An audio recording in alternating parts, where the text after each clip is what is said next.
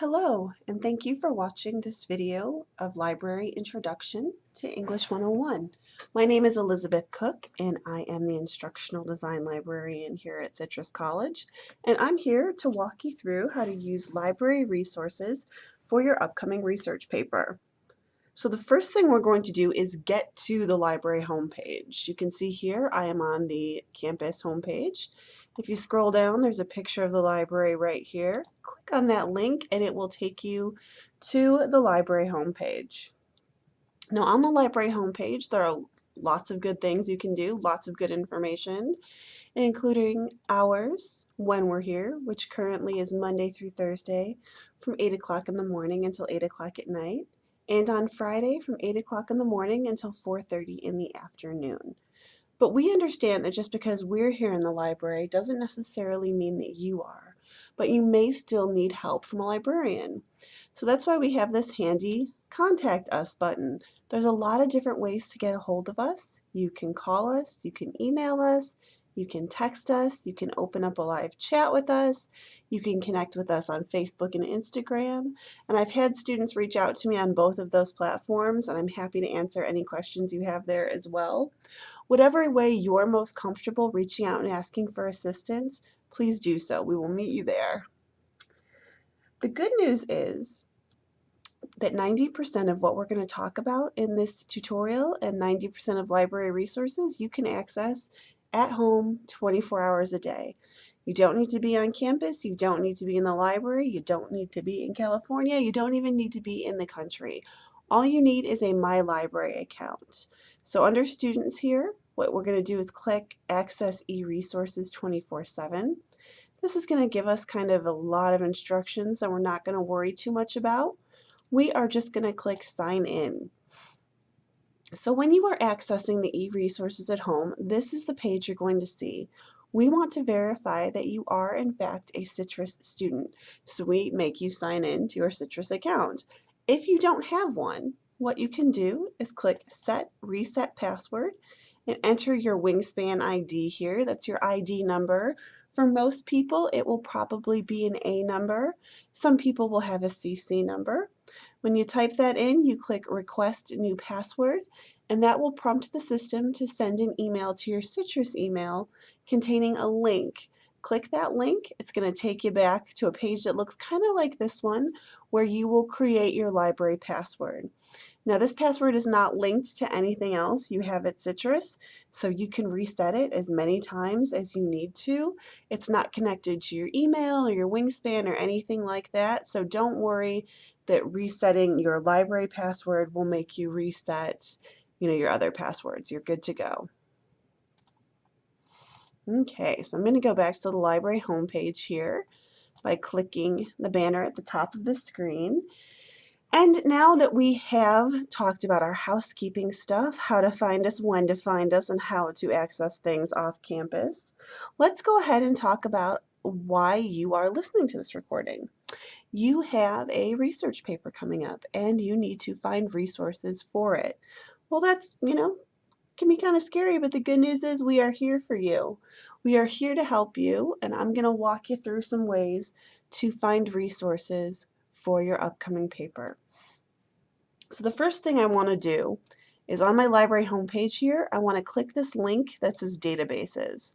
And from here, that's going to take me to a list of 52 databases that our library subscribes to. I'm not going to ask you to search through 52 databases. Don't worry, we're going to look at a few that are going to be valuable for this particular paper, but do know that we have databases that address all different sorts of topics. You will likely encounter other research papers during your college career here at Citrus, so we just want you to know that we probably have a database for whatever you're researching. And you're probably wondering, why do I have to use library databases at all? It's 2019 and I know how to use Google. Why are they insisting that I use library databases? Well, for a couple of reasons. Number one is while Google is great, it can give you what's called information overload. You type something into Google and zillions of things come up and it can be kind of scary and a little overwhelming. And another reason is that Google is not always filled with super reliable sources, right? Usually one of the first 5 or 10 results that comes up is Wikipedia, and we would never use that for scholarly research because anybody can edit it. So we use the library databases because they provide credible sources, and we know that we're not going to run into anything completely off the wall by using them.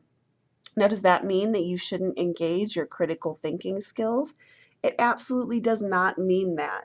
You should always engage your critical thinking skills when doing anything, but just know that it's definitely safer than your average Google search in terms of credible sources. So let's go ahead and take a look at a couple of our library databases. The first one I want to show you is here under Gale Literary Sources. It's under our popular databases, the second one here. So Gale is a very, very popular database provider. The good news is that all Gale databases kind of look and work the same. So once you figure out how to use one, you can use all of them. This one focuses mostly on literature and literary criticism. So let's see how we can use it for what we are doing in our class. For the basis of this tutorial, I am going to use the story Everyday Use by Alice Walker. So what I'm going to do is put in the title of my story. I'm going to leave it here as basic search. And on my second line here, I am going to put in person, by, or about. So I'm going to click this drop down arrow and click person, by, or about and click search. Oops, okay. So why did this happen? I bet you know. It happened because, let's go back. It happened because I put a space here, right, between every day. And the short story has every day as one word. And yes, something that simple can trigger the database to not find what you're looking for. So if you find yourself getting stuck on things or not getting the results that you think you should, look at things like spelling and grammar and things like that because it matters here. So let's try now. All right, one word, everyday use, person, by, or about. There we go. That gives me 35 articles. What a difference a space makes. But here's the thing. You don't necessarily need to read 35 articles, right? For your paper, you need between 5 and 7 secondary sources. I'm going to suggest that when you sit down to write the paper, you have more sources than you think you need because it's very likely that as you're writing, you'll realize that one of your sources isn't going to work for what you need it to do. And if you only sit down with a bare minimum, if you only have 5 when you sit down to write, you may have to stop what you're doing, stop writing, then go back, start the research process over again, look for an article that works. It's a huge pain and you don't want to do it. So think of it like your spare tire. I don't really ever think about my spare tire, but if I get a flat, I'm super grateful that I have it. So with that in mind, we're going to want more than we need, but I'm also not going to tell you to read 35 articles. That's not a good use of your time. So what I'm going to do is utilize this portion of the database, search within results. So from here, I can search within these results for specific ideas because you're not just writing a book report on the story. You are writing about a particular aspect of it. For my instruction here, we're going to use symbolism. But I'm not going to put in symbolism. What I'm going to do is put in the word symbol and put a little star at the end of it.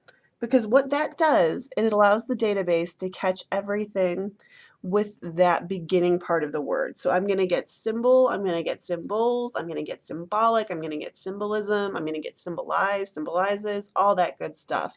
So that is a really good catch-all, and you can use that on any word that has a root attached to it that you might want alternate endings on. So let's see, search within results, symbol. All right, so that takes me down from 35 to 20. All right, so I cut 15 out there. Not too bad. I am still not going to look through 20 articles though. So what I can do is sort of take a look at the articles, see who wrote them, where they're from. And when I go into my article here, I get the full text available, which is really nice. I can also use a simple computer trick, clicking the Control key and the F key. And what that does is puts a box up here. I'm in Google Chrome, so this puts it up here in Chrome. I think in Firefox it's down here, and in Edge it's here. And this is going to allow me to search this document for particular words. So I want to find things that talk about symbol. So type in symbol. And I can see that that comes up once, and it comes up with symbolizes. Right? So by looking at that, I can sort of judge whether or not this article is going to work for me. Now, Control F is not going to give you context. It's not going to tell you how the word is used. It's just going to show you how many times it appears in the article. You have to make the decision on whether or not you think it's going to work for you. So, as I said earlier, you are going to want to have more articles than you think you need. You're not going to want to sit down with only 5. So my advice to you is to make use of this sidebar over here that Gale has, right? It allows you to download the article, email it, print it, send it to your OneDrive, send it to Google Drive, and that's a really, really helpful tool. That way you don't have to go back and try to recreate your search. Don't think that you'll remember that you were on such and such a database and entered blank search terms and it was the 5th result down. That's not a good, again, not a good use of your time. If it looks like something that is going to be valuable to you, get it to yourself. Just email it, print it, download it, Google, OneDrive, whatever you like to use. Do that so you have the article available. This database also allows us to highlight and take notes, which is pretty nice. So if there's a particular sentence that I like, I can highlight it, make it a color, and I can even put a note in here,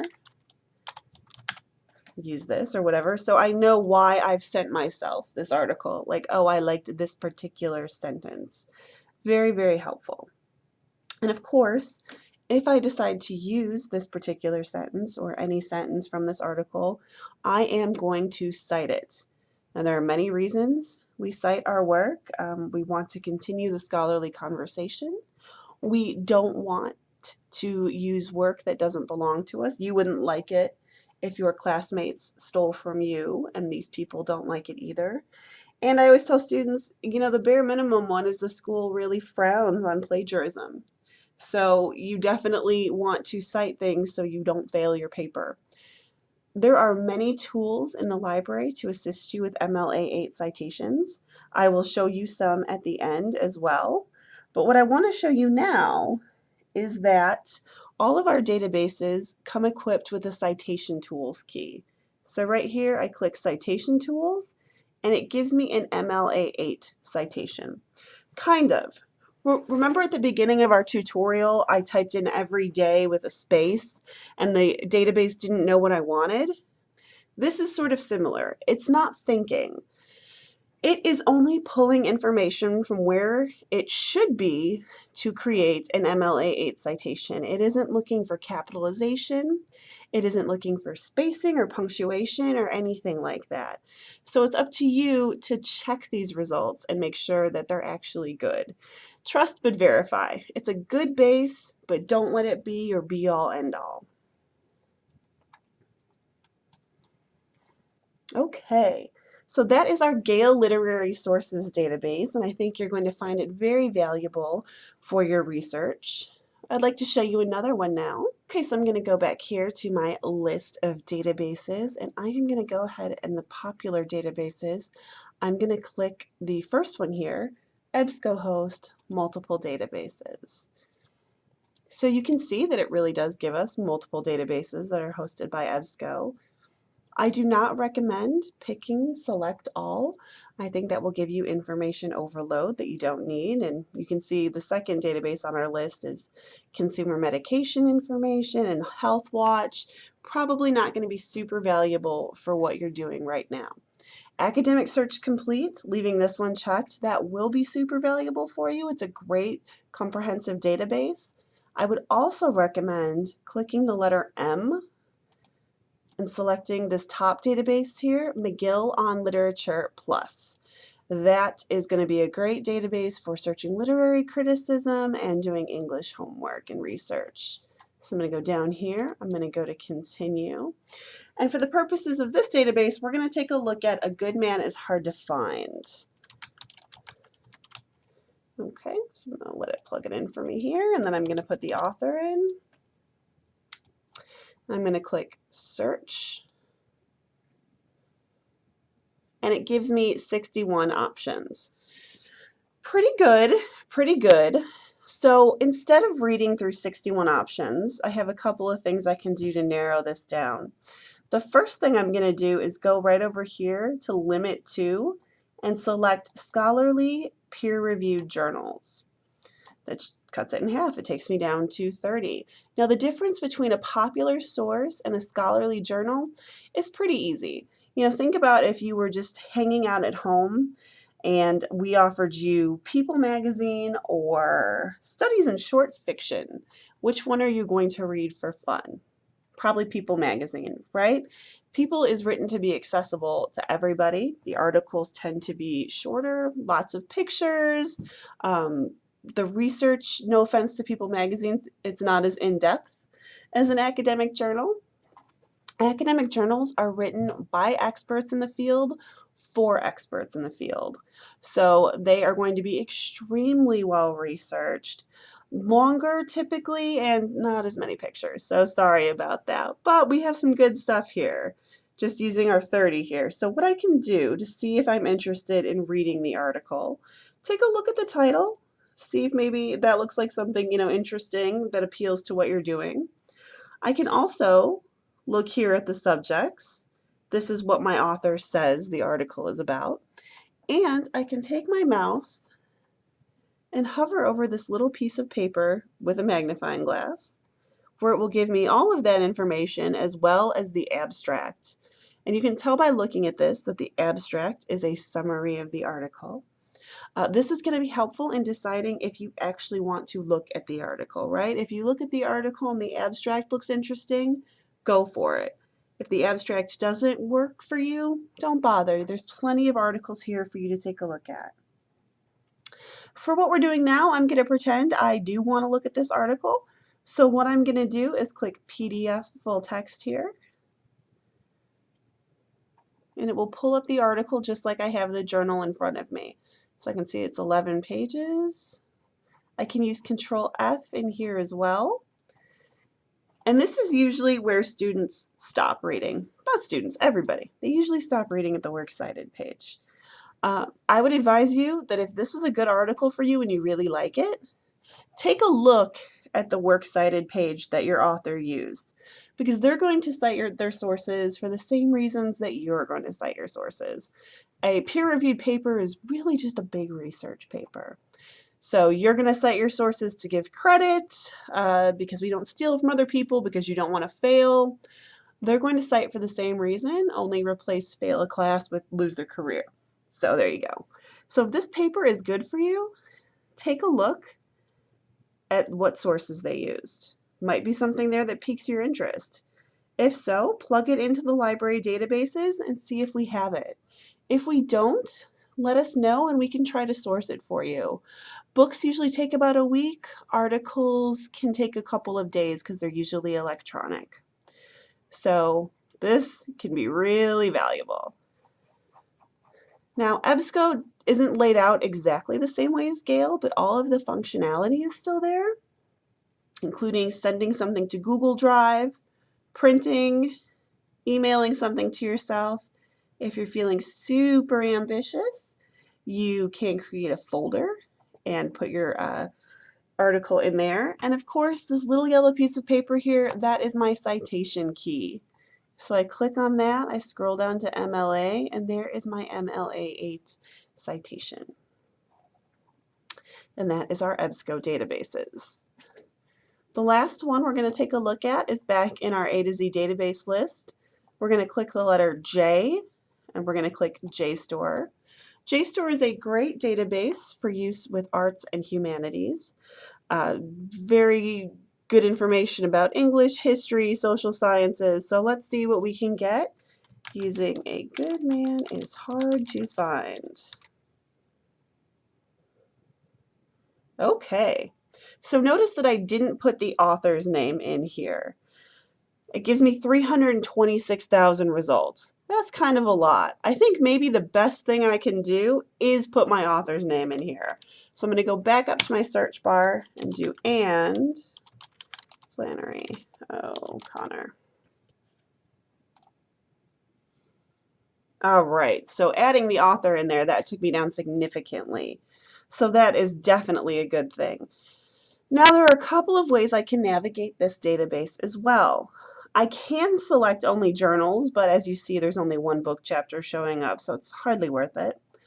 I can look by subject, the different types of journal subjects available to me. If you're interested in this story from like a feminist point of view, you may want to click that and see what's available to you. Additionally, there's a language and literature section if that's what you're interested in looking for. You can also skim through the articles quickly and take a look at these topics down here, right? The topics are much like these subjects that we saw in EBSCO, but I think they're a little bit more useful in JSTOR. It kind of gives me a better overview of what the article is about, right? So I can see racism, theology, mothers, novelists, literature, Baptists. That might be something that's interesting to me. So I'm going to go ahead and actually take a look at that one. So I click on it. Again, I have the article right here, just like I would have it in front of me. I can go ahead and scroll through it here. Here is where my related topics are going to be here. And JSTOR, the one thing I'm not super loving about JSTOR is that I don't think it has a ton of easy ways to share it. You can use the share button up here, and it offers you Facebook, Twitter, Tumblr, and email. The email doesn't always come through as well as it should. And in my entire career, I have never met a student who wants to save their research by Facebook, Twitter, or Tumblr, like on their social media. If you are that student, please reach out to me because I am dying to be proven wrong about this, but it hasn't happened yet. So my recommendation is to download the PDF here and email it to yourself or print it or whatever you want. That way you'll have a copy of the article and you won't have to worry about any of this. Now, on the flip side of that, JSTOR does have this Cite This Item button, and it gives you a stable link, which is really nice. What that means is instead of the other like gobbledygook that we saw with the other links, you can just copy and paste this link and you will be able to get to this article. So it does some things wrong, it does some things right. All in all, I think it's a very valuable database when doing literary research, and I think it's one that you will find very, very helpful.